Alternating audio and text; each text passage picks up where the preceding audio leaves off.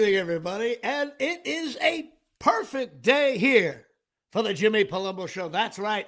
I am here live with your friend and mine, Mr. Dave Sturcho behind the glass. Dave, how are we doing today? Doing all right. You can keep going because I'm trying to get this thing live on your Facebook. But yeah, what's going on, guys? Well, Everybody's good? Everybody's good here. It is show number 214. Now, I'm looking at the comments here.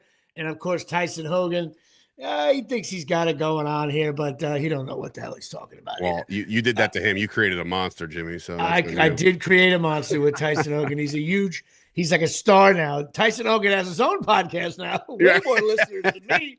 But this is show number 214. Of course, it's really all about Curtis Granderson here at Shea.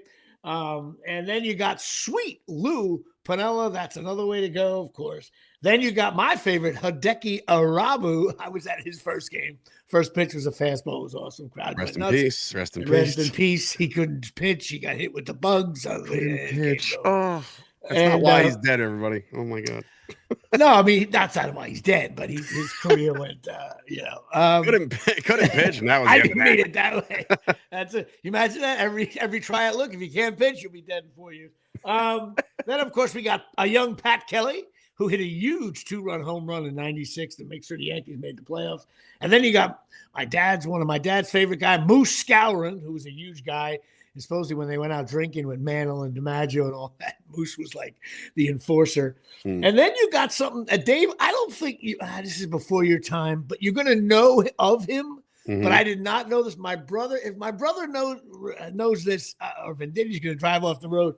Do you ever heard of the famous 69 Met Ron Swoboda? Made that diving catch show. Can't tell you I have, Jimmy. Sorry. Okay. Well, there's a famous World Series catch. You've seen the play. I know you have. A guy dives to. It's one of the best World Series catches ever.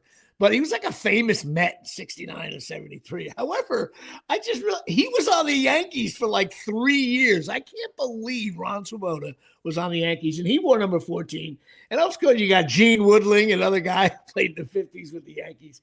And then you got the Giants, one of the Giants' most famous players, Y.A. Tittle, number 14. He was also famous for they lost in a championship game, and he was all bloodied sitting in the end zone. It's another iconic shot. You've seen that as well. And then you've got your Cowboy, one of the Cowboy shitty quarterbacks, Craig Morton.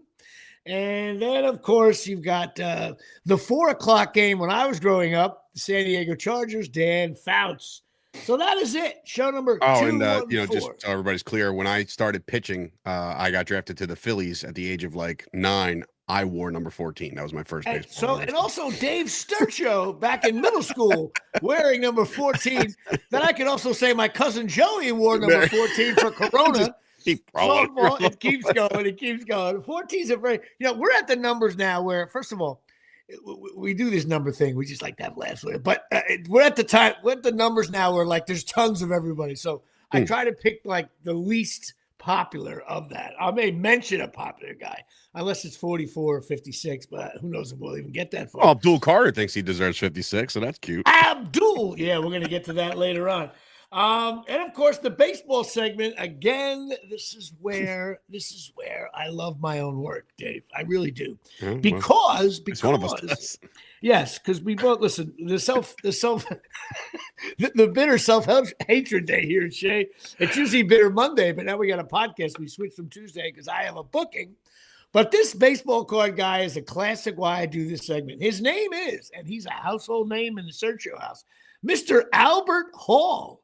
I mean, Dave, everybody knows who Albert Hall is. And of course, he played 9 years, 8 with Pittsburgh, 8 with Atlanta. 8 with Pittsburgh, 1 with Atlanta. And he has a .251 batting average here at Shea. And did I get that wrong? Yeah, I'm a jerk off. It's 8 with Atlanta, 1 with Pittsburgh. Sorry about that. .251 batting average, 202 hits in 9 years. I mean, Wade Boggs gets that by July. 5 home runs. Played the outfield, pinch hitter. He was a speedster here at Shea. And his best year was 87. He played a lot. He batted .284. So he'd be making about $16 million a year now. But you know what? There's always something, Dave, when you do your research. Mm-hmm. And this is something that he can't take away. Let me ask you something, Dave. Who was the first Atlanta Brave to hit for the cycle? I'm gonna go with this guy. There you go. Albert Hall, first brave to hit for the cycle, which I think is funny, and they cut him a year later. I can't find anything on this guy for one major reason. When anybody has a name that is like generic, like Albert Hall, there's like 40 million. You get mixed in with Albert Pujols. You can't get a baseball player. I don't know where this guy is. He's about 67 years old. You know, my favorite thing that a lot of these announcers do when somebody leads their game off with a double, right? And then fourth inning, they hit a homer and then they hit a single, right? He's like, well, he's a triple away from the cycle. Like, it's not the hardest thing in the hardest thing to ever do. I totally agree. How about when they lead off of it? Sometimes a guy leads off with a triple. He's like, well, then it's on. Then you're on cycle watch. You know what I mean? Like, then you never know. Yes, hitting for the cycle is a pain in the ass. Is it somebody has the record for most cycles? I should know this. I didn't think that was a thing. I think it's Willie Wilson and one of those fast guys. All right, Tyson, you're the producer now. Go look it up. Yeah, Tyson Hogan listening here. What we do is me and Dave have decided, like, instead of having AI, we've moved our listeners into the research department. So in other words, Tyson Hogan is sitting not getting any work done. He'll probably get fired because he's listening to this show. Mm-hmm. So his job is to find out who leads the all-time hitting for the cycle. And we're going to get that. Michael Kelly says it's Lance Armstrong. I don't know if that's an inside joke or something funny because it's a cycle, but probably. Hitting for the that's it's very funny. Hitting for the Michael Kelly with it. I'm not going to call that. I'm not going to call that a fadeaway three. I'll call that a dunk off a tip. Step back 20-footer. All right. Well, of course, in bigger news. Listen, wait, hold on. John Riley, Bob Musil, Babe Herman, Adrian Beltre, Trey Turner, and Christian Yelich all have 3. Adrian Beltre does. That's the only one I really know. Beltre used to be a menace. Like, he used to hit. Like, he used to have like 8 hits a game. Like, Beltre used to be a fucking menace. Wow, Bob Musil. I didn't know that's an old timer. Wow, that's a 5. 3 is the record. Well, Yelich is still active. So yeah, he can maybe do it every time he hits a triple. He can get the all time. I don't know if that record will be. He got to do it 4 times. That's a pain in the ass. I wouldn't be able to get 4 triples. More on that later. Big news, though, coming across. I just saw ESPN.com. Dave, you probably don't know this. We were, I'm usually saying that we are mired in a Patreon.com. Now we are what I call a Cal Ripken-esque Patreon, as I am now up to 51 as Lisa Lupo. Got the Bernie Williams. Good job. I'm up to we are now Bernie Williams and Lisa Lupo getting involved here. Of course, she knows Mike Big George DeMosi very well, another Patreon member. So what I usually do is my goal for Patreon is simple. I get one family member, and then I see how many family members in the family can, sign up on that. So holidays are big days for the Jimmy Palumbo Patreon. He makes sure he hammers it home every time. Before they even say grace for Thanksgiving dinner, it's like bow our heads and also sign up for Jimmy's Patreon. Patreon.com. And of course, Lisa Lupo was married to Big George Mike DeMosi, who is famous for one thing. Well, he's famous for a lot of things for me, but you had to be there in the softball game. I'm going to tell the story because I think it's hysterical. He was a big guy playing third base, right? And somebody hit like a hard ground ball through the hole, but the guy who hit it was fast. And so DeMosi had to run over and he dove for it. It was like one of those sloppy dives, like the dust comes up, But the best part about it, because I was playing first base, the best part about it, the guy was going to be safe by 8 steps. But you know what? Dude? Mike DeMosi, anyway? He came up throwing, bro. I will never forget it because it was like I was about to put my hands up the no throw. And he gathered himself. The dust was all over. Listen, when you make a play like that, you finish the damn throw. No matter what it is. And so he comes up. He throws a rocket to me at first base. The guy's safe by 4 steps. And I'm screaming, yes. He came up throwing. The runner's looking at me like I was safe by a mile. I'm like, it doesn't matter. He came up throwing. So to this day, buddy. Did you see the San Francisco Giants yesterday won on a Little League home run? Did you see that? Oh, it just rolled all the way around, throwing the ball over. It was a hot shot to third, and when I say hot shot, it was a dribbler, right? And then he throw him out at first, goes over the first baseman's head. So he gets to second, and then he realizes, all right, I got some daylight here. Go to third. Guy gets the ball in right field, throws it to third, gets past the third baseman, he now rounds third, and he scores, and they win. That's so the way the Yankees in the field should give up one of those all the time. but they're actually better this year in the field for some reason. Imagine that. Imagine that. So anyway, Lisa Lupo getting involved from the Omni here. We are up to 51. Look out now. Maybe someday I'll make enough Patreon to pay Dave. And of course, this is all brought to you by ChasingMiracles.com. That's right, ChasingMiracles.com. The patches, I have them. I'm wearing them right now. One underneath the belly and one right on top of the back of my neck. Underneath the X39, belly. X40. Underneath the belly, aka he won't find that one until June. Hey, you know what? A couple nights I've fallen asleep. I'm like, where did this come from? I got patches in the bed all over the place. You put it right under the belly button. But of course, nobody's really noticing that Jimmy Palumbo is moving down in a weight class. No one's noticing. Look out. I'm coming for the sugar man. Here we go. Yeah, listen, you don't know. Lose a few pounds. Start doing a little shake and bake. But go to ChasingMiracles.com. They got all kinds of things. Stem cell patches. They're non-invasive. Dave, you pee in the cup. What happens? You can pass a piss test, everybody. It's the PED safe. There you go. So you can play for the Knicks. Also, I will be running a 5K shortly. I think it's going to be 2 Saturdays from now. I'm just going to give it a shot. It's going to be my warm-up. It's going to be like Giancarlo hitting off the tee. I'm going to get my number. His fat ass. I'm going to get my number, and from that, I'm going to get it down to 31 eventually. Mm-hmm. Hopefully by the fall, when there's one in September. So I'm going to be working my way to the under 31 and prove all you fat bastards wrong. But of course, we have a very special guest here now. I gotta give this guy a good thing here. The best thing about first of all, let me stop you there. It's not just him. Yes, I was going to. Well, yes, it's him and his wife. Now, Brian. Okay, don't forget the cats. Okay, hang on a second. Our next guest is unique in my life for one reason. I've been dealing with him for 20 years because he created this website called Performer Track. And what it is when you do an audition or anything in showbiz, you enter this thing. And Dave, you could even use it if you wanted to. Sure. Everything you enter in goes into this thing. And at the end of the year, you hit a couple buttons and boom, your taxes are like done. Your expenses, where you were. It's awesome. You would love it. Where your auditions were, where your meetings were, what you were doing, what you bought, postage, everything you spent on, just the whole damn thing you spent is all. It's called writeoff.com. Yeah, it's called writeoff.com. That's right. I've been dealing with him for a long time. Of course, I always forget what to do and I have to call him up. And because he answered the phone all the time, because you know me, technology gets away from me, obviously. We just became friends. And then one day I guess it was like 6 months ago, he's like, Jimmy, your website sucks. I'm like, all right, we're moving on here. I mean, I could have told you that shit, but I'm glad that he absolutely crushed and your website. He did my website, and everybody loves it. He crushed it. And then, he still helps me out with these little stupid technology website things I need to do in my merch like how to shop send a text, how to answer your phone. Yes. Little minuscule things like that. Yes. However, he then told me, he's doing this, that, and the other thing, but he also has a side business and a little thing that they're trying to promote and do. And it is called Frame Your Feline. And the best part about this, and the reason why he's really on the show, even though I was going to have him on anyway, is because him and his lovely wife were on Shark Tank last Friday with this FrameYourFeline.com. And we are bringing to the Jimmy Palumbo Show, Brian, come on the show, and his lovely wife.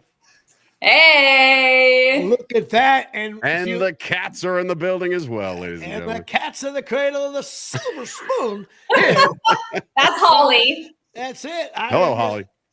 So now, hello, Brian. Well, congratulations on the 5K. Most people your age strive for a 401k. Okay, so don't congratulate him yet, man. He's got to do it first. But okay? remember, most people in showbiz do not even get close to anything called a 401k. They eat cereal called Special K. So listen, and now for my listeners who are the visual kind, if you look in the background there is a cat which is sitting on a frame. Frame your feline. There it is. And so now I'm going to let you guys explain exactly what this new product is and what you guys are doing. Get the baseball. Well, see, Cats could just climb up a regular shelf, but that's boring. Cats are art. They should be viewed as art, as they are. And it's a frame that attaches to 2 shelves that mount to your wall with just 4 screws. And the artwork panels are interchangeable. You'll see we have a little football one there, but her butt. Oh, that was a football field. Look at that. See, nice. And now Christina's switching it out with a baseball one. I'll tell you what, man, that's pretty badass. I like that. All right. Isn't so that now cool? I love how you say 4 screws, which means for most adult men, that's a 9-hour job. So please factor that in. We make it super easy. It comes with this install template. You can't screw up. We made it sponsored by Molly Bolt here at Shea. I think this idea is awesome. First of all, I'm allergic to cats. I don't even like cats. I didn't even see the play Cats. Okay. But when you told me this, I was like, oh my God, I love ideas that are like outside of the box. You're like, what the hell? I love it. I mean, I would have been like such a proponent of the pet rock. I just found out that the guy who invented wiffle ball worked right alongside the guy who invented silly putty. You guys know that? I did. You learn something new on the Jimmy Palumbo Show each and every week. You know it's what? great. Dave knows. I would have been the guy on the left going, the hell are you guys doing with the balls and the silly? I would have been ripping on it. And of course, $100 billion later. So I love all these like ideas that happen and do well. Now, so explain to me, give me a little love on how you thought about all this and all that stuff. I'm sure it was your wife who came up with it. We were living in our crappy apartment in LA, and our hairdresser gave us this powder blue, ugly carpeted cat tree. So it's like made out of plywood and formaldehyde and carpet. And as we were looking at homes, I was like, we're not bringing that thing with us. No way. I had to wash it. Cats like threw up on it. Sometimes they take a dump on it. Take a dump on it. So I had to wash it down. I had to like wipe it clean, and the thing smelt to high heaven. This thing is pumped full of formaldehyde, and it's just this pressed particle wood. It's disgusting. Cat trees are gross. We are on a mission to deforest the world from cat trees. Okay. I love that. You know what? Unfortunately, I have 2 cats. Shout out to Dez and Ellie. Dez for Dez Bryant and Ellie for Ezekiel Elliott. My God. That was my reasoning behind that. But I have 2 cats. They're great. And they're very, very cool. But we also lost plenty of chairs because of these cats, because they decided to scratch the shit out of all of the fabric. And we're in the process now of just like, all right, what's next? We can't possibly put another chair here. What are we going to do? And then lo and behold, I stumble across you guys and I'm like, wait a minute, hold on. Like maybe we have something here. So that's pretty cool, man. The bottom shelf is carpeted, so cats can get their scratch on, and it is replaceable. But there are now new furniture companies that sell like cat-friendly furniture for the scratching. So now cat-friendly furniture, yeah. So the frame challenge accepted, actually. Yeah. So you if you put that thing above, say, a table or something, the cat climbs up, gets in there, and the bottom part is now made of a material that's not porous, so it doesn't.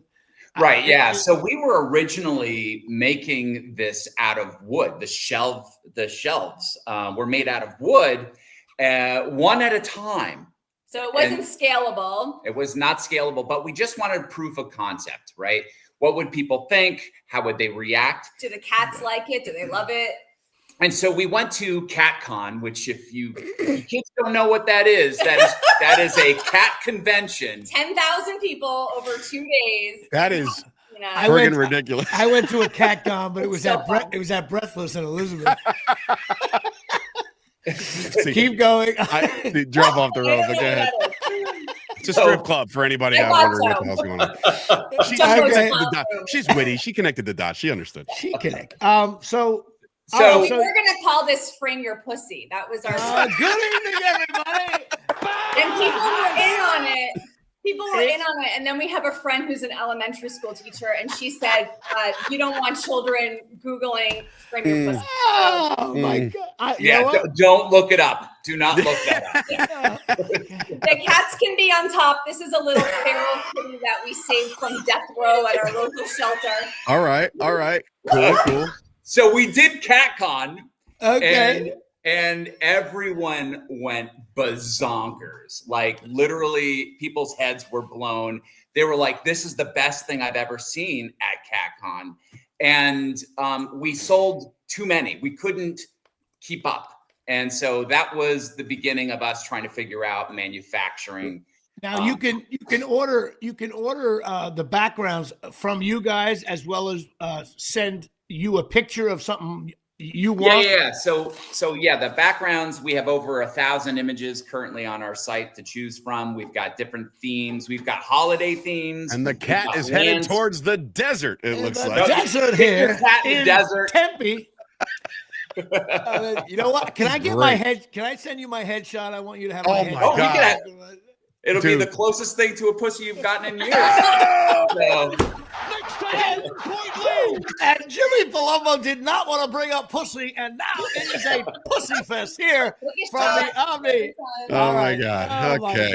This show is going off the rails. Let's get back on track. All right, so I gotta know. So obviously, when Jimmy had brought this to my attention the other day, he said that you guys were heading on Shark Tank on Friday, and that to me, there's not a day that goes by that I don't watch Shark Tank. I'm a big Mark Cuban guy. I've always liked that stuff.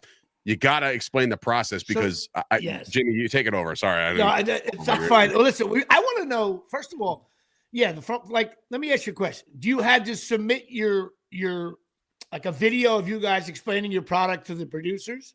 Okay, so let me bring you to the beginning, okay, and then you're gonna realize like what a process this is. Oof. So we what we did was Christina came into the office, and this was December of 2023. She came in my office. She goes, "Hey, Shark Tank is doing an open call in Las Vegas. We should go with Frame Your Feline." And I said to her, "I'm not going to Vegas and standing in line with a bunch of weirdos. I'm not doing it." Wait a minute. Wait. A bunch of weirdos. That's amazing. You weirdo standing online. Can I please get first? I have a cat box behind me and I want to show it to the world.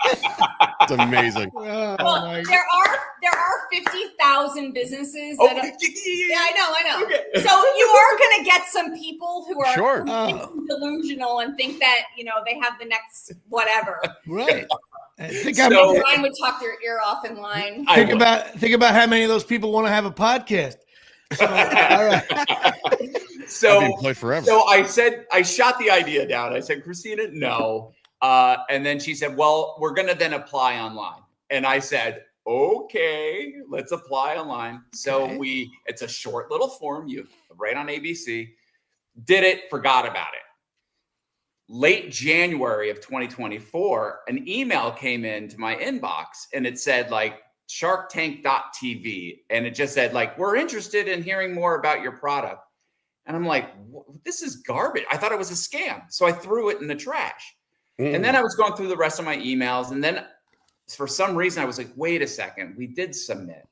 And so I went back, retrieved the email. Hadn't told me anything. Haven't told her anything. Just delete. I looked up. Delete an opportunity. Not telling your wife something always works out. Okay? Yes, yeah. So matter of fact, Dave's wife doesn't know he's doing my podcast for the last year and a half. And it's true. She's always like, "What's he doing up there?" I'm like, "I don't know. I'm just fucking around." What's going on in that basement, the other Dave? woman Upstairs.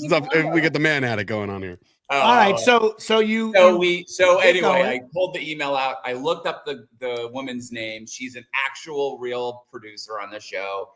And I said, "Oh, Christina, I think we're getting some action." And so we then started the process. We did the phone call with them, and then and just at that time, we had just gotten the new sample version of our soon-to-be mass-produced Frame Your Feline. So we're like, oh, it's all aligning. It's all coming together. And so, anyway, we then submitted our product, sent it to them at Sony Studios, and And then it was just week after week after week of phone calls, paperwork, lots of paperwork, emails, more paperwork. Shoot a video in your home. Did you have to prove that it's yours, you own it, all that stuff? Oh, yeah. You have to show that you own the company. You have to prove, you have to show your financials. You have to that was one of my first questions, because obviously, the Sharks, and we'll pull up some photos in a second as we explain this, getting to the actual big stage. But like, your pitch to them and your sales weren't what they thought was, admirable or anything like that yet, right? Obviously, you're still on the green stage of this thing, but like in the interview process, do they care about that? Like, have you sold any of these things or no? Like they don't care?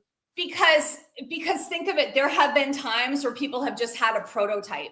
True. Okay. Right. Yeah. And so we're beyond the prototype.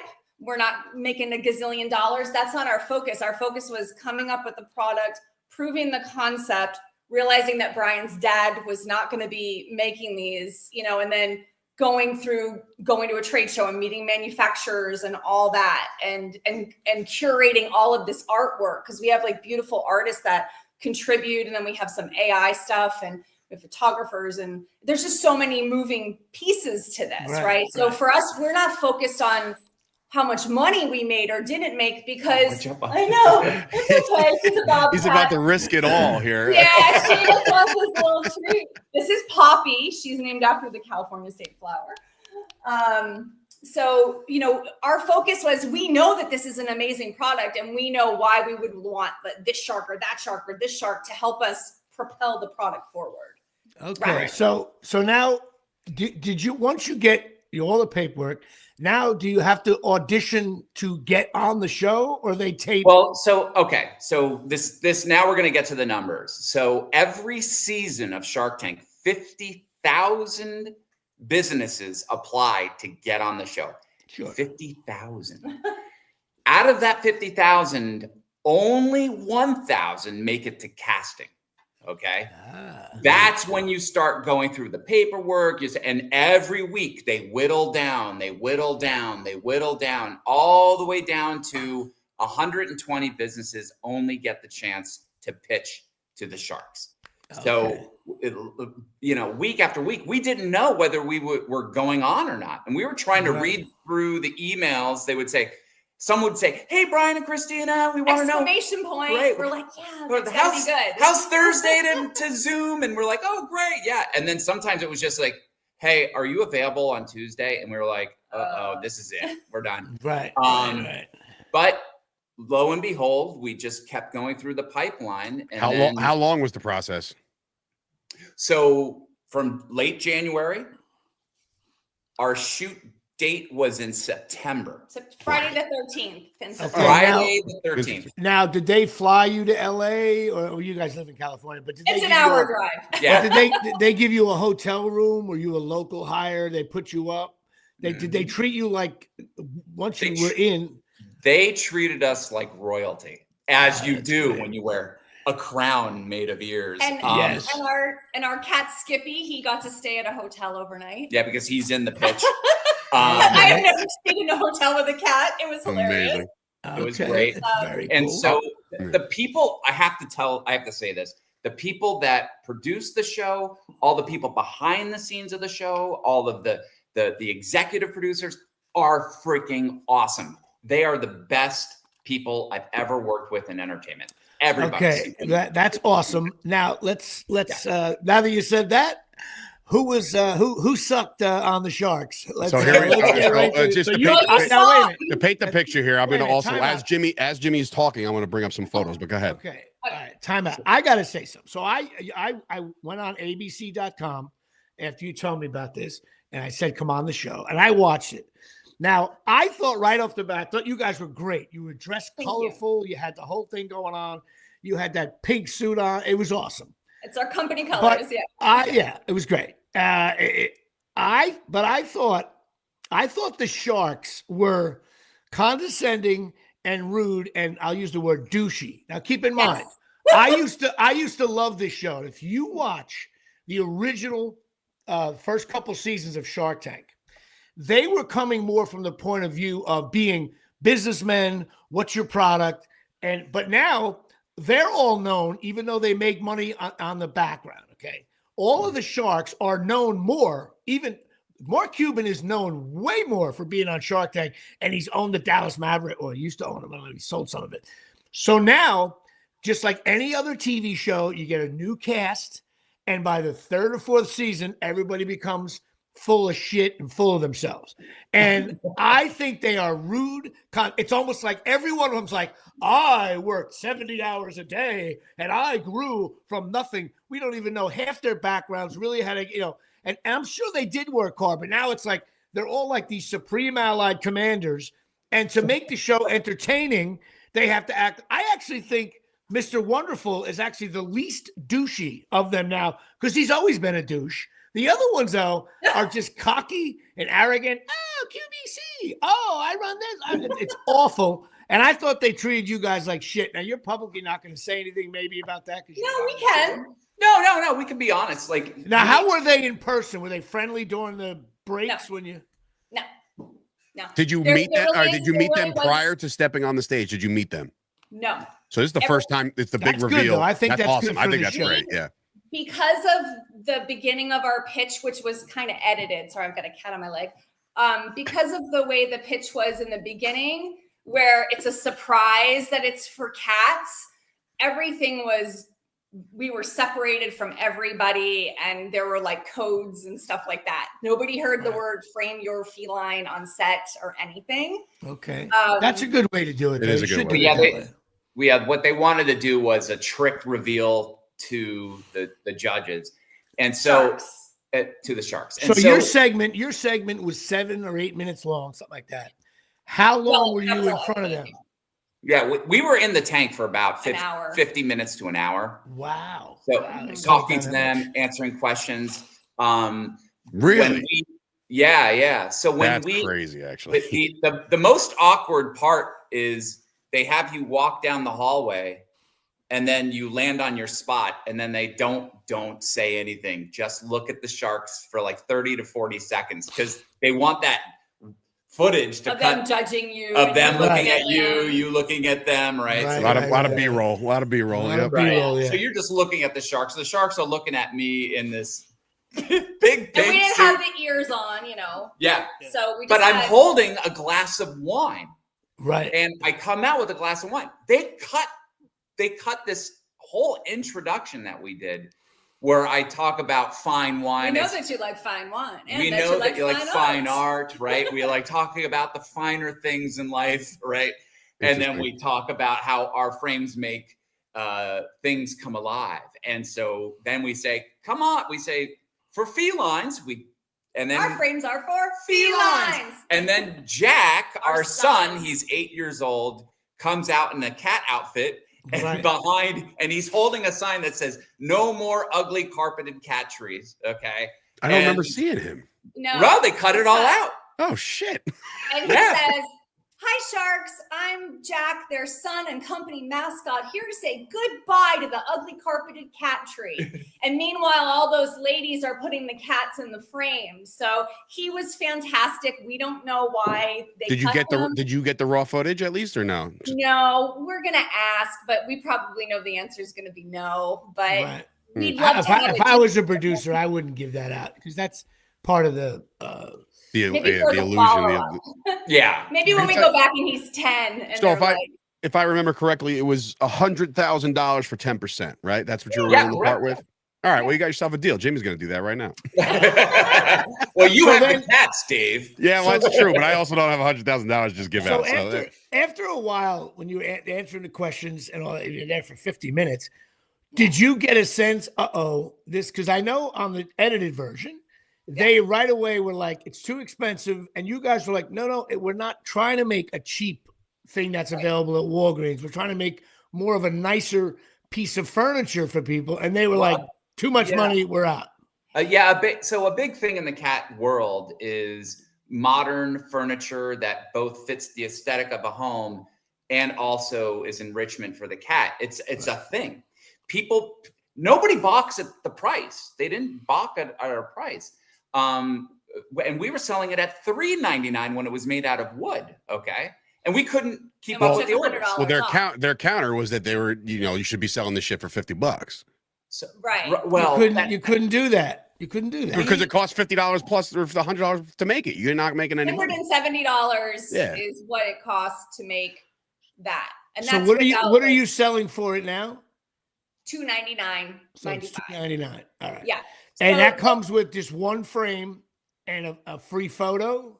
So it comes up with your frame style of your choice. We have 5 different frame styles to choose from. We've got gallery gold, contemporary silver, steampunk black, pixel white, which is this one, and warm walnut.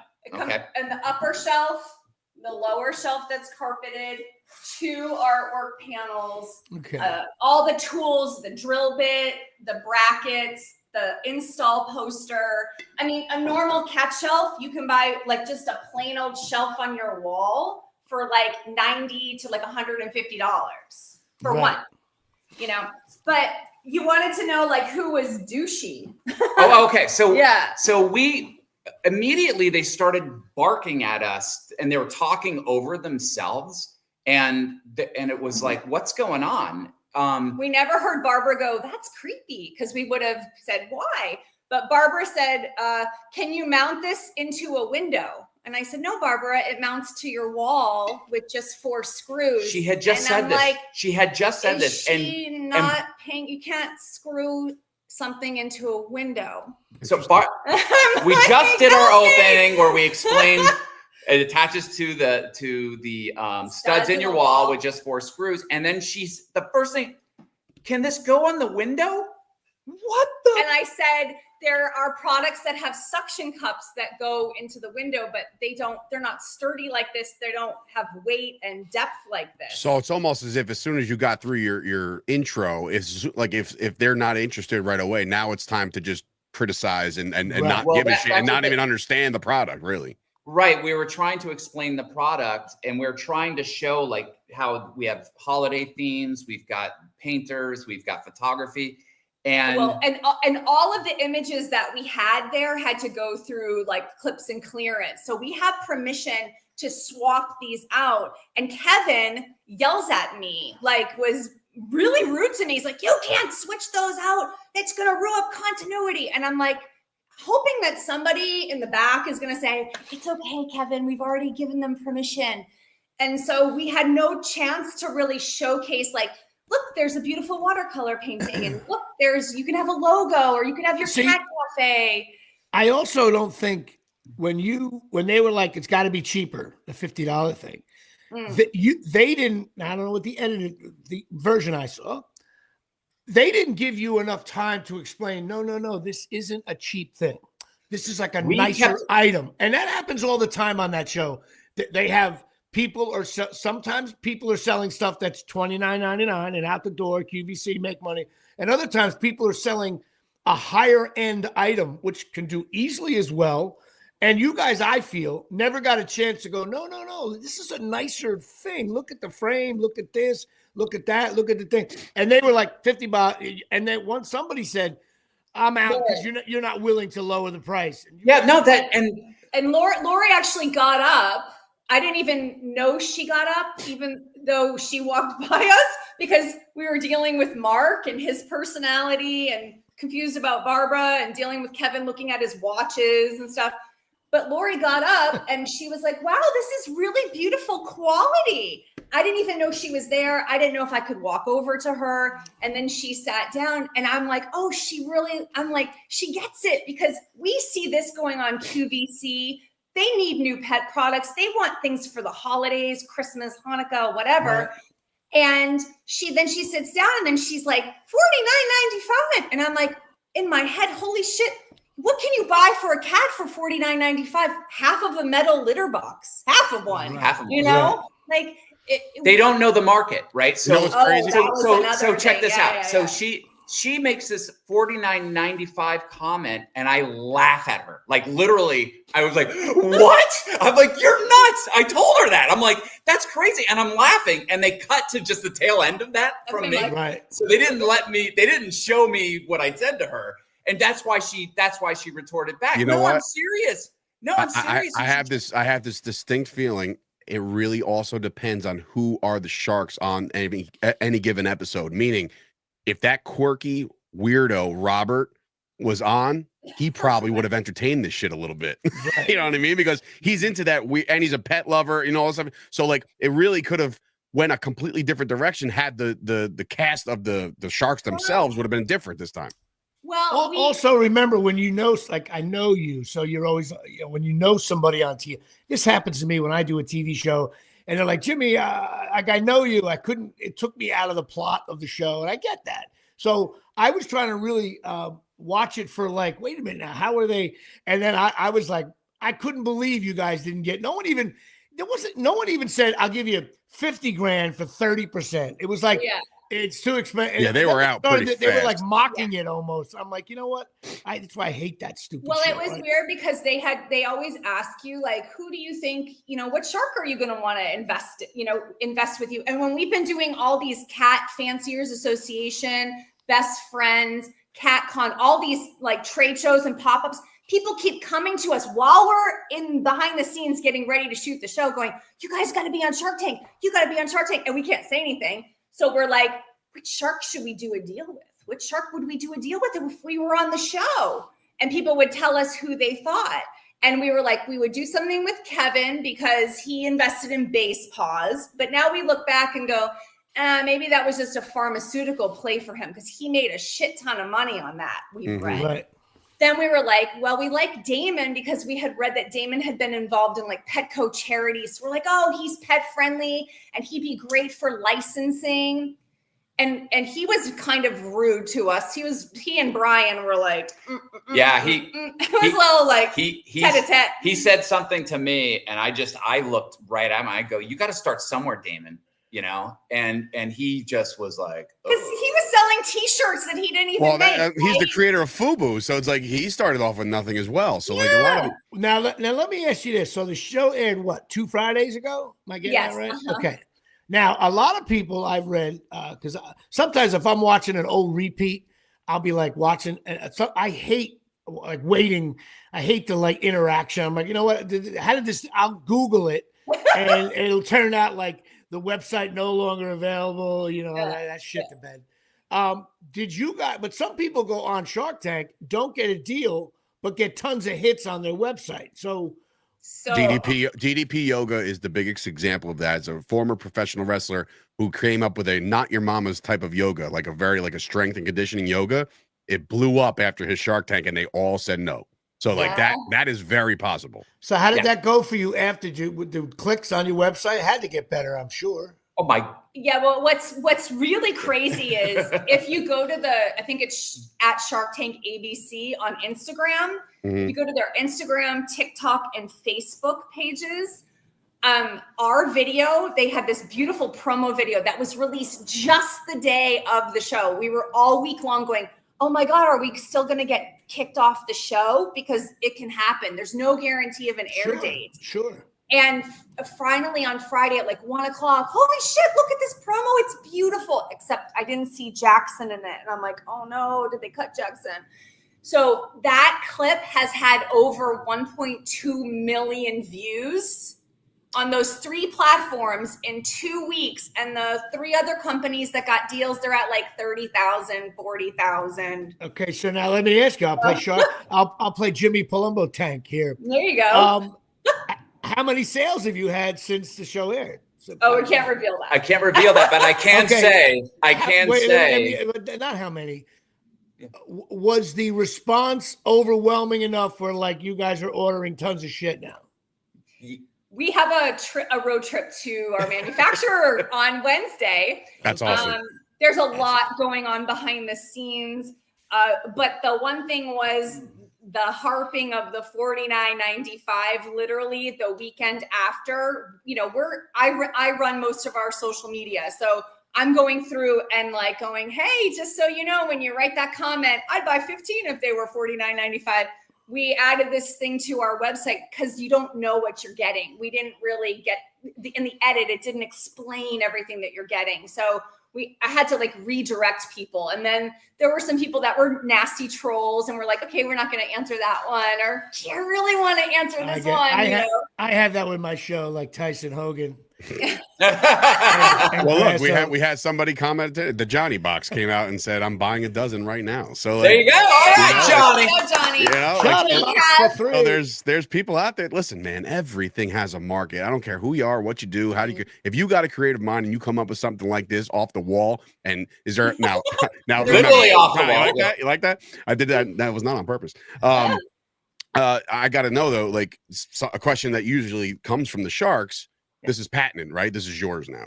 Yeah, so we have a patent pending on it. I feel like I'm a fucking shark all of a sudden. But go ahead. Yeah. And you know what? I'm looking at the frame in the background, and the cat's like, "What is this fucking show going to be over?" Who are these people?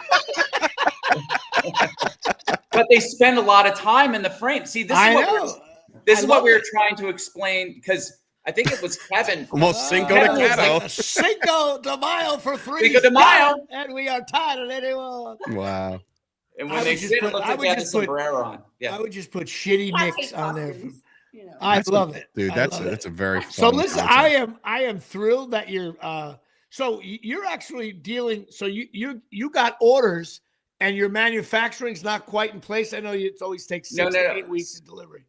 So we have our manufacturer. We're picking up a ton of stuff, and then we've got orders to fulfill and get them. Are you going to be boxing it yourself, doing it each individual order out for right now?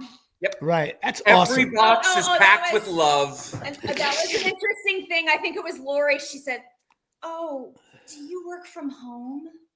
In our segment, and I was like, "A lot of people in America who buy your products, Lori, work from home. Working from home is kind of a luxury." What the fuck is she kidding, man? She's They doing also- Zoom calls all damn day. Like, listen, come they on. also tried to hit you with like, you guys don't seem like you do other things in life. And meanwhile, you said marketing, websites, all part of the bullshit to sell stuff. I thought they were assholes. Sorry.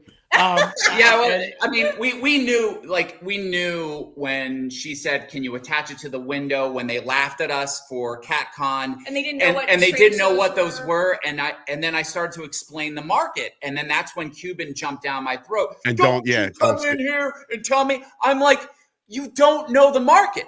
So if you don't know the market, I got to tell you what the market is. But don't say that you're going to get 1% of 1%.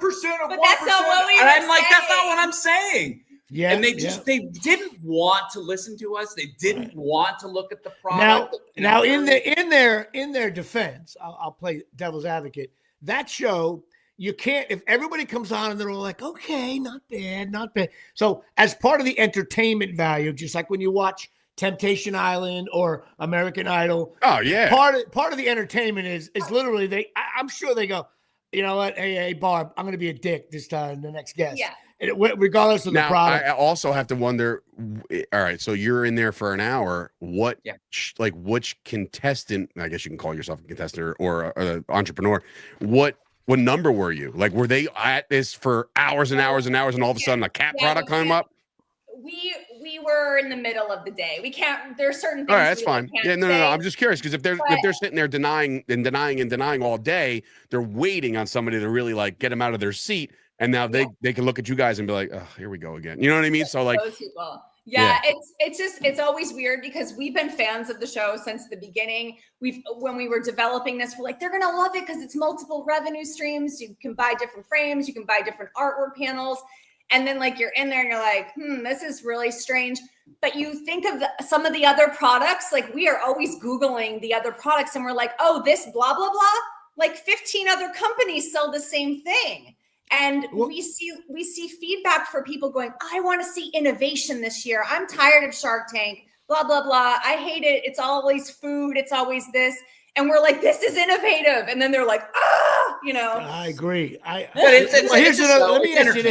me ask you this. Don't give me specific numbers. Like, you guys have invested a decent amount so far. I know there's man hours. Forget about that. There's R&D and materials. Is it a significant amount? I mean, is it something you just were able to do over a period of time, or do you have another investor? Did your old man help you out? Did someone? Are you guys pure? It's just your income. It's $1. The value of $1, right? it was more like time because we had to patch things together. We were also dealing with a family member who is involved who had breast cancer, and Jackson and I were in a huge car accident. Then we had COVID, right? And then we're juggling paying our mortgage and doing all that. We always work. Like, we don't go on vacations. Like, that the time is really big. The money was really like the materials and then the cost of building the website. If we didn't have somebody who knew how to build websites, that's a $20,000 website right there. So we're very resourceful. Yes. But I was going to call you and tell you your website sucks. hey, Jimmy, I still have control over your website.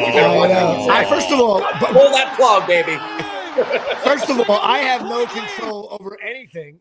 Dave does my social media. All my passwords are out. If I get hacked, I have to say no. AI. Yes, but all right. Listen, I love having you guys on the show. I wish you the best of luck with this thing. I want to hear more about it. I'm sure you'll let me know. Plug the website right now so people know where to find your stuff. All right, kids, go to frameyourfeline.com. That's frameyourfeline.com. I did want to bring up one other thing before we go. Since it's sports related. Because it's sports related, I thought you would enjoy this. We made the newspaper, but not just the newspaper. We made the front page of the Antelope Valley Press. Look at that. Right on the front cover. Okay. Wow. Everyone sees this. And it says, and I know it's backwards there, but it says AV couple strikes out on Shark Tank. Oh, so you got not good, exactly the headline you want. Even bad press is good press. They did an article before the show, and then we invited them to our watch party because we had like 75 people at a hotel. We rented this kitchen area with a big TV. And we had all these sponsors. And so we invited the writer to come. And then we said, would you be interested in doing a follow-up? Because we have a few things we want to share. And, at the end of the day, we're glad we did it. It helped us move things forward that we needed to do in our business. We would tell other people, go for it. Just literally expect the unexpected. They might not understand your product. They might undervalue. Even though it's not hard to understand, they may really not get it. I get it. I love it. All right, kids. Listen, thank you for coming on the show. Thanks guys. For your help on my website. Nice to meet you. And I will be in touch with you guys in the next couple of weeks, find out how things are going with the product. I love it. Thank you. All right. Thank you so much. Friends of the Jimmy Palumbo Show here at Shea. Well, all right. Well, that was awesome. That is awesome. Yeah, it's always a cooler thing to peel back the curtain a little bit and realize, who's a jerk, who's cool, who's not. It seems like they're all pricks. So yeah. Well, of course, I know one thing. I'm sure they're because they have cats, Dave. I'm sure their carpets are filthy. Well, don't say that. And what should they do? They should probably go to OxyMagicUSA.com. I love Dave points to the thing. That's my favorite part of the show. OxyMagicUSA.com. They are one of the greatest carpet cleaners. There's locations nationwide, and also possible becoming a franchisee here at Shea. So go check that out. OxyMagicUSA.com. So that was a longer segment, which I loved every minute of it, so I don't care. So let's discuss your New York Knicks. Huge game last night, no question. Brunson was just a stud. Injuries coming back, lighting it up. Towns had a great game as well. Karl Anthony Towns, man. It was a shot that I didn't think you couldn't. You could attempt that shot 100 times and probably not make it once. No, it was a tough shot. He was behind the baseline, had to throw it over the top, and it was just was a great. Listen, when he hit that shot, somebody thought I got shot inside because all my family's outside trying to enjoy themselves outside, enjoy the weather. I'm the schmuck watching the Knicks game in the midst of all that. I went nuts.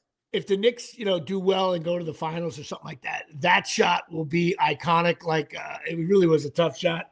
I thought some of the other Knicks were weak. This guy McBride stinks. But the Knicks, listen, everybody was, listen, how I am with all my favorite teams. I hate all my bullish on everybody. You're just. But however, everybody came in like, Detroit. Well, you know what? Can Detroit come back? Of course they can. But it's 95%. It's 3 games to 1, and every game's going to be a dogfight. They all have been. I thought that was it was really awesome. And Towns and Brunson, look, on paper, Karl Anthony Towns is like 8th of all-time NBA players on paper. And you got Brunson has just been. I love his demeanor on the court. He's never a smiles, pit bull, bro. He's a pit bull. It's great, Yeah. and I think the Knicks, despite some of the cast of characters, you get a little Mitchell Robinson coming in to fill in for Towns with some rebounds, and you get but Jesus Christ, Hart's also involved. I have to cut you off. Mitchell Robinson, do not leave the gym until you make 4 consecutive free throws. I know exactly. 4. I'm asking for 4, and I don't know if that's a possibility. I really don't. He's like a young Marvin. He hit the front of the iron so hard. He stinks at the line. He looks like Marvin Webster at the line. That's funny for Venditti. So that will. Yeah, so they look Knicks tomorrow night. We'll see how well they do. Wrap it up. They can wrap it up at the Garden. Let's talk about the draft. Now, Dave and I, as big NFL guys you are, Dave, we've come to a conclusion over the last couple of years that we can talk about the draft, but really in reality, you don't really know how good your draft is until 2 years later. Dave's going to switch hats, get his cowboy. There you go.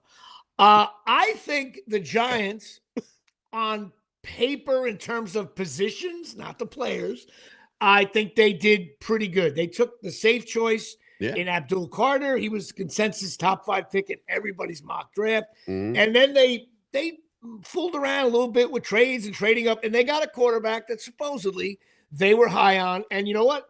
There's like 60 people in your scouting department, plus your head coach and GM, and they were leaning towards this guy, and they said, I think we could take a chance on him, get him late.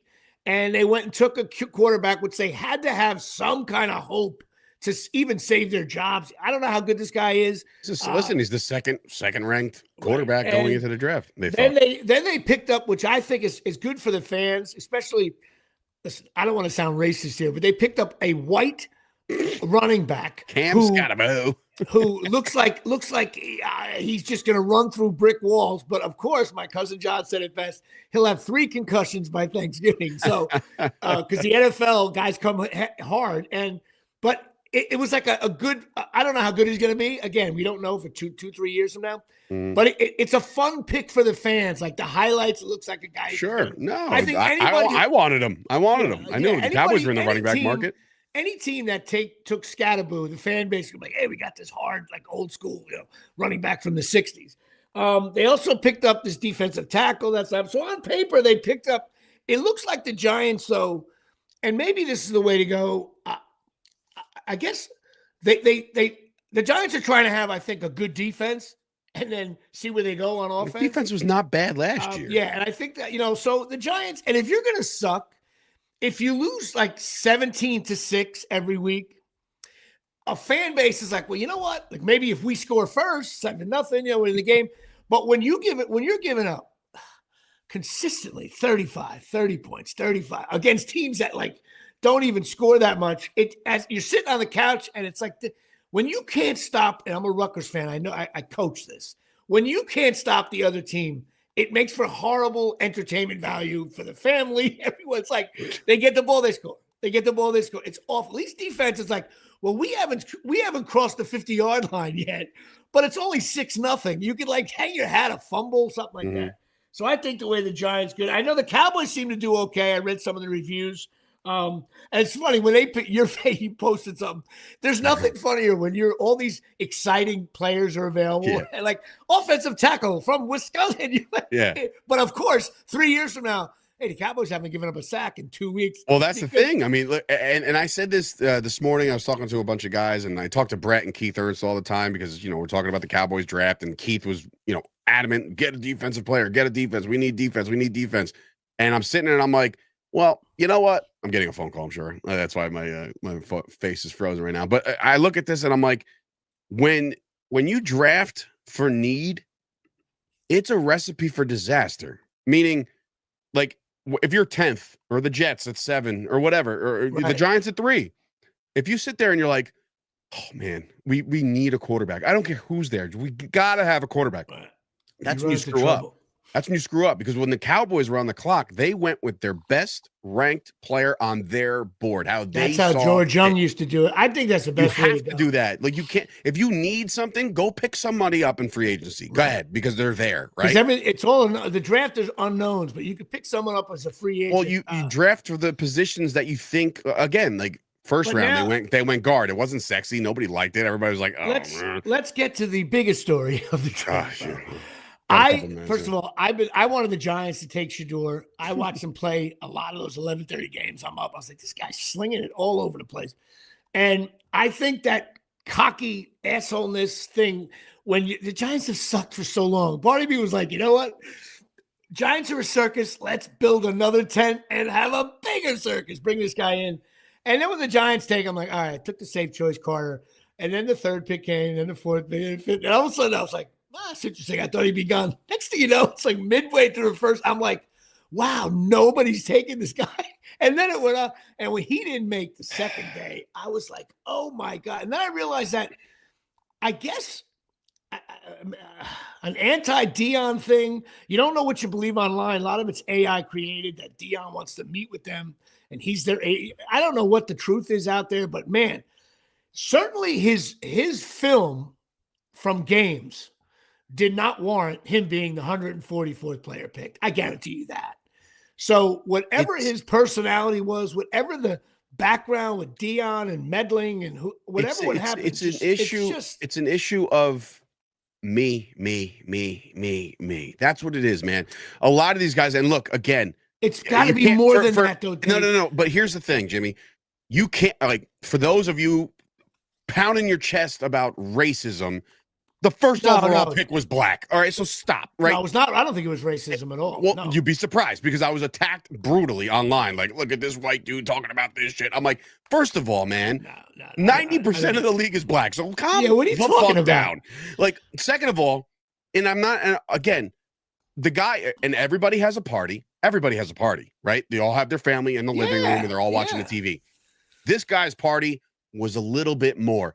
And when the stories are coming out that he was dodging interviews because he felt already that he was going to be a foregone conclusion that he was in the top 5. So why take a meeting with Minnesota? Why take a meeting with Seattle when they're not going to even have a chance to sniff me, man? Like, that's the problem. You think you're entitled. You think you're better than you are because of the people that are talking to you in your ear. Who's in your ear? The most flamboyant player of all time, my favorite athlete ever, Deion Sanders, is in your ear saying, don't worry, it's coming. This is where we're going to be. Don't worry about this guy. We're going to be over here. That's the problem. When you fill this kid's face with all this information, he's going to believe his own bullshit, right? Okay. And that's the problem. I get that. I get the negative. However, this guy did not on anybody, and there's a bunch of guys who follow this shit more than we do in terms of the draft.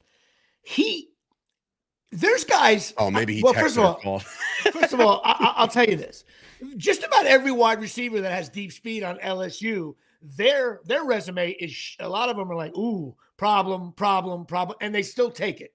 And there's players that have all kinds of issues that are detriment to anybody owning a team, right? And you take them. Maybe a guy drops. You'll hear, well, he was supposed to be a mid-round, and he dropped to the end of the first round. This guy went from top 5 pick on everybody's thing, or top 10 really, okay, to like Saturday afternoon getting drafted. So I will tell you, and I know the Browns have 11 quarterbacks, but I'm going to make a prediction. It might be the best spot for him. I think it is, because he's going to eat them all for lunch. Like, I guarantee you, Flacco's not going to beat out Shedeur Sanders. I guarantee it. I think Shedeur's in a good spot. The Browns stink like the Giants, and the Giants clearly signed 16 quarterbacks who are over 45 years old. So, and we'll see what happens there. But I think Shedeur, you have not heard the end of this, and I think this story is going to end. All right. So my only gripe. Look, man, I'm Deion's guy. I love Deion, and Shedeur, if he wants to carry himself with some swag, you do that, bro. Be you. Don't change for anybody else. My only thing is with ESPN, NFL, all of these teams that are being, or all the networks that are covering the draft, my biggest concern and thing that pissed me off the most was, you didn't give these other gentlemen who were drafted their flowers. You were too concerned with where Shedeur is going to go. So Cam Ward got a couple moments in that first overall pick. He is the least touted, talked about first round overall pick in the history of the NFL because Shedeur took the spotlight. You know what? Dave? That's bullshit, man. That is so much bullshit. But you know what? I think it's great for Cam Ward because he is by far the shakiest quarterback to be taken first in a while. You'd be surprised if you hear other people. They're saying he's the most NFL ready. You know, like I don't know. But again, we don't know. Nobody knows shit. Nobody knows shit. But the problem is the networks were just assholes about this, and they didn't give this kid his burn, and that's a problem to me. I agree. That's a problem. I agree with that. So, all right. Well, Shedeur, let's see how well he does. And you know what? Sam's coming in. Rooting for him. Sam, me and Sam almost got into it over the weekend. Because I was here. Sam, here's my explanation. I was hearing it from all ends. So to hear it from somebody who knows me and was a friend of mine, I was like, I want to fucking punch this guy. But anyway, the Browns are getting him for cheap now. And that's true. If you would have took him with 3rd overall, 5th overall, whatever, now you're paying him millions of dollars. And the NFL, unknown. by the way, the NFL now he's going to make league minimum now. By the way, the NFL doesn't mess around with that. They may give him a few extra bucks, but the NFL has those tiers and stuff. They don't mess. You don't understand. No. Here's the thing, dude. Here's the thing. It was, I don't know, a half hour after the draft ended. If you go to NFLshop.com, you're never going to believe who the first jersey is. Get your jersey now. It's fucking Shedeur Sanders. There was thousands of people drafted before Shedeur Sanders, and this guy gets his jersey promoted on NFL.com. Get the fuck out of here. They know what they're doing. Shedeur. Mel Kiper needs to retire at this point because, dude, he was literally almost in tears when they weren't drafted. Like, I don't understand. He's got the most live arm here. Blah blah blah blah. Shut up, Mel. Mel Kiper. Mel Kiper's been wrong a lot, like everybody else is, but not this wrong. And everybody. He said DeMarcus Russell was going to be the next coming of Christ. Yeah, but there's all kinds of things. But not anyway. You know what? I'm rooting for Shedeur because I think it's funny, especially. I'm going to have an additional podcast about this. I can go on for fucking hours. Of course we can. We'll let Shedeur go. But I would be remorse if I didn't bring up remiss. But go ahead. Remiss. What I say? Remorseful. I don't know. Live. An old this is for Venditti, my brother. An old Nick from the '69 and '73 championship passed away. Yeah. Dick Barnett, and he was known when we were little. He used to take this. They used to call it fallback baby jump shot. Because the announcer used to say, as soon as you let it go, you fall back as it's going in. And he did this thing with his legs. It was a beautiful shot. Long time Nick, always at the Nick games for years, 88 years old, part of the 69 and 73 championship Knickerbocker basketball. And since then, they've won nothing. Dick Barnett passed away the other day. I have to mention that.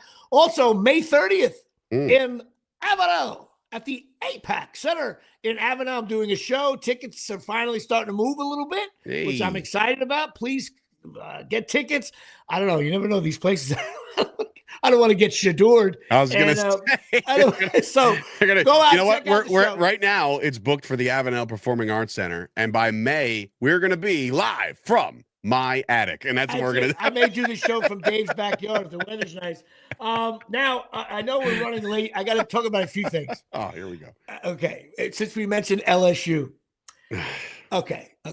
I watched the show Ransom Canyon on Netflix. Ransom Canyon? Yeah. It's Never like saw it. It's a show or a movie? It's a show.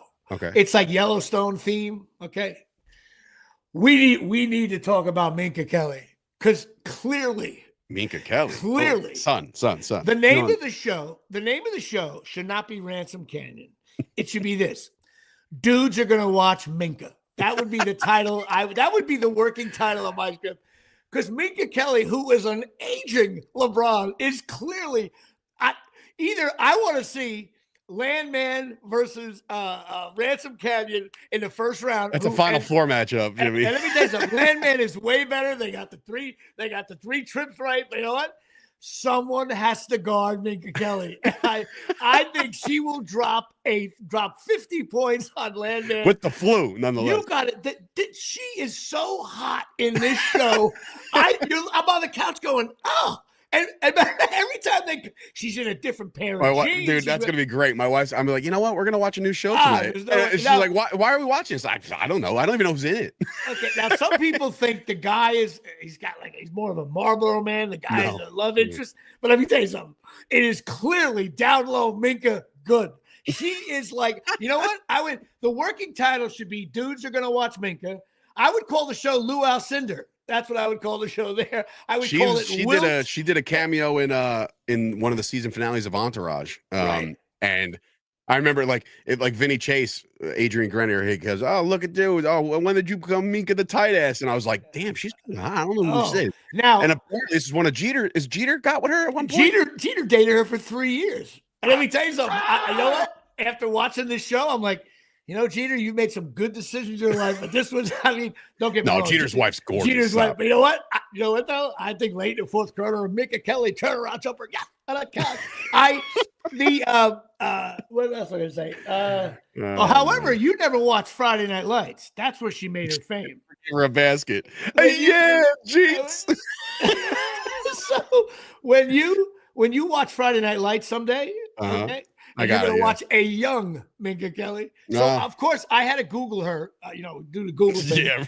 I can only imagine your Google search. I had no idea. First of all, like she grew up in L.A., a single mom family. The mother was a stripper. They struggled. The mother went to jail. The father's side was selling drugs in Mexico. Her background's a mess. And somehow she just covered, you know what it was? Everybody kept on, her whole life was shitty, but every time she got the ball, she just buried a 30-footer. She could not be denied. She ended up doing commercials, and she got the big break in Friday Night Lights. And let me tell you, she seems like a cool chick, too. Everything I've read about her, I'm like, this girl is got. And we'll get her on the show. We'll get her on the show next week. I don't think we can get Minka now. Now, the show itself. Any good? It's a combination. You know what it's like? It's like if Yellowstone were made by Temu and Lifetime Channel. That's what that is right there. Shitty. It is just it's just your wife may like it. We're on schedule tonight, not tonight because Raw is on Monday Night Raw's on, but I will be watching You. That just dropped its final season. That's another great series with a bunch of LSU. I want to say two. There's some speed on that show. Meaning they can go. First of all, it is no Minka. I'm willing to name the show the Minka Kelly Show with Jimmy Palumbo Show. Yeah. She's smoking hot. Last of Us is great. I got to run through here. Don't forget about Absolute Eyewear. Getting involved. 42 Main Street. The best opticians in the world. Also, cornholelevel.com. Here we go. Good evening, everybody. If you're Minka Kelly does not want to need these because her cornhole is perfect. Well, she was called a tight ass on Entourage. So that's all funny. I know is she can hit. Oh, please. Speaking of cornholelevel.com, as far as like our good friends at the Rutgers tailgates, Homecoming has been announced today, and not fun. Not fun at all. If you want to go to Homecoming this year, that'd be great, but it's going to cost you a boatload of money to get there because they're playing the Oregon Ducks, and they will lose 76-6. That is an impossible.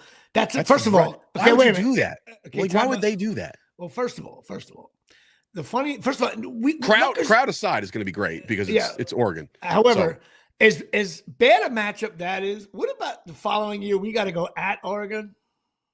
Dude, that is the most unwinnable game. That is like me asking out Minka Kelly and her saying, sure.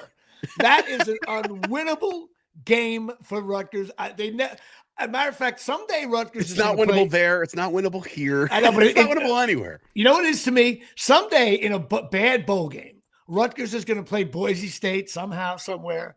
If Rutgers is ever on that blue field, I don't care if Boise State is 1-10. I'm like, we are not winning that game. I just know it. That's an unwinnable game there at Shea. Also, shout out to some Rutgers, Monangai and Powell and a few other guys got. I was holding out hope. The Cowboys were in the running back market. They actually did double dip and get a second running back. But after the fact that the Chicago Bears drafted Kyle Monangai. So shout out to Monangai. I really think, listen, who knows? but I really think Monungai is going to latch on. I don't think he's going to get cut, but you never know. NFL stuff, man.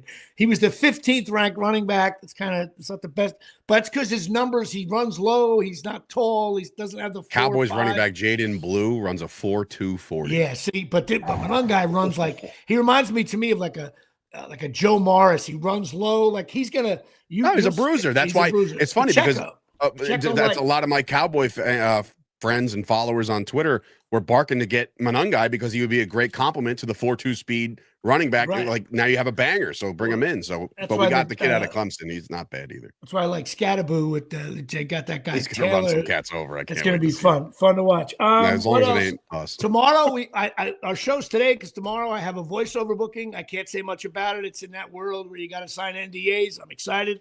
I'm also shooting Thursday a show called Unsuited with Tom Baldinger directing. We're back, huh? We're shooting that. And also yesterday I went to ChillerCon in Parsippany at the Hilton where it was like horror film plus film stars. Yeah. Yep. It was wild. I got to see some guys I've worked with. Funny thing is though, I saw some guys who were at tables signing autographs. I'm like, I looked them up. I'm like, you know what? I should be at a table. Is that Robert Englund over there? Like, there was, but Linda Blair was there from the Extras, people like that. But actually, my buddy Dominic Lombardozzi was supposed to be there, but he canceled. He's probably got to shoot somewhere. But also, Maddie Corman getting involved. My wife from Beer League, she was there because Maddie did voice work for Boondocks. What's Boondocks? That's one of those shows on kid shows, I think.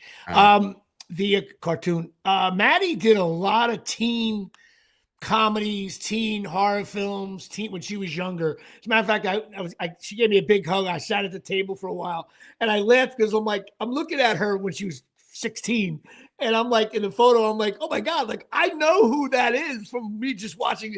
Like if you saw it, you'd be like, I know who she is. But then by the time I met her, she was an older woman and did a great job at Beer League. She's excited. Also, yeah, go ahead.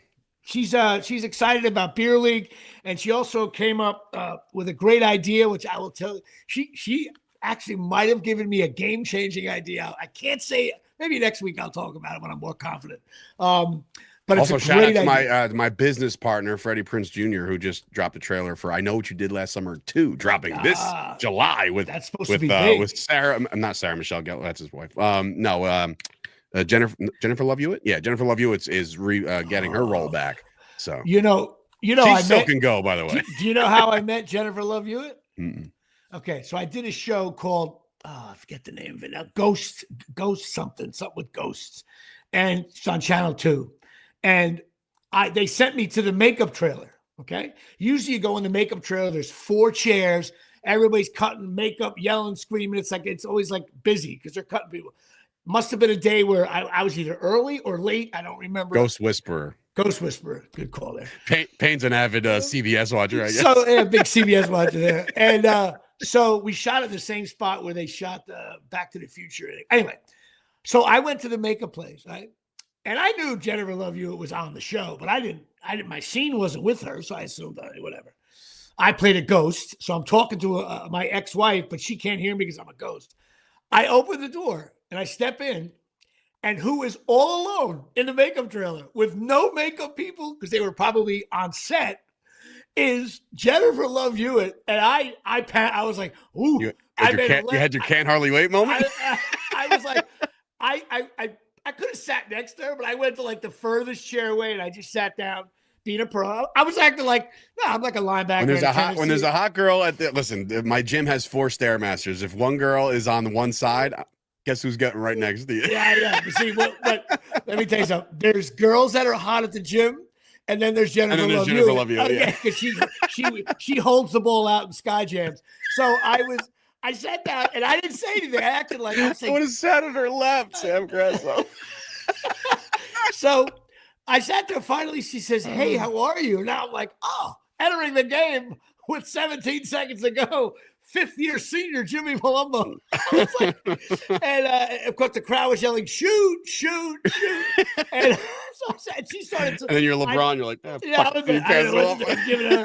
I just said, hey, I'm doing one of the scenes. I'm just waiting for makeup. She said, oh, well, she was like, welcome to the show. I had nothing. No, you would have walked up to him like, "Oh my God, it's Jimmy Palumbo. I'm Jennifer Love Hewitt." You're like, "No, that's not right." But I will tell you this. Remember, she caught heat for. First of all, she's smoking out, but she caught heat online early for having like a little bit of a butt. That was a big thing. Her weight. Okay, but let me tell you something. Really? Okay, yeah. It's all to me. 100 years ago. To me, it's all in the right places. Okay, first of all, no. Let me tell you something. Was she the skinny 16-year-old girl when she first started out? No, of course not, because she's older now. But let me tell you something.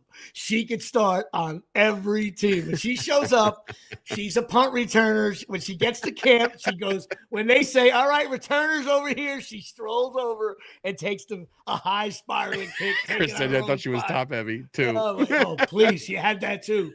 She was sweet. Anyway, I digress. All right. Well, listen. We got everything on here. We got everything. We got everything. It was a good show. Thank you so much. With frameyourfeline.com for coming on. I think it's a great product. It's awesome. It's funny. And he's a good guy, and he helped me out a lot. And don't forget about the Pine Tar Bar and Grill to watch your basketball playoffs. And I wonder if he hosts wrestling like pay-per-views. I want to talk to him. Maybe I can get because we're trying to do some marketing events coming up for the War on the Shore. So we're trying to. I'll put you on the phone. Maybe we can have like a watch party at Pine Tar Bar and Grill, which is where Tinton Falls. No, it's further down. That's a good thing. Is like the closer it is to Tiki Bar, like Point Pleasant, the better. It's on the back side. It's almost like near LBI. Oh shit! Down that way. So whatever. But you got to have fans come up for that. I'll find out. I don't know what he does. Right. He was almost caught in those fires the other day. Yeah. Anyway, it was crazy. All right, Jay New. And that's it, everybody. We'll see you next week, next Tuesday, back to our regularly scheduled time. I got a lot of cool things going on. Beer League. I got another big meeting today, working on script number 3.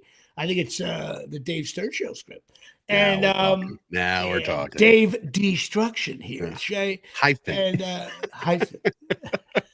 I thought that was a funny scene. It's great. I played it for my family again last night. We just scrolling through. Yeah, and all of a sudden now we can't do this. We can't do everything sucks. Yeah. All right. Good night, everybody. Good night, everybody.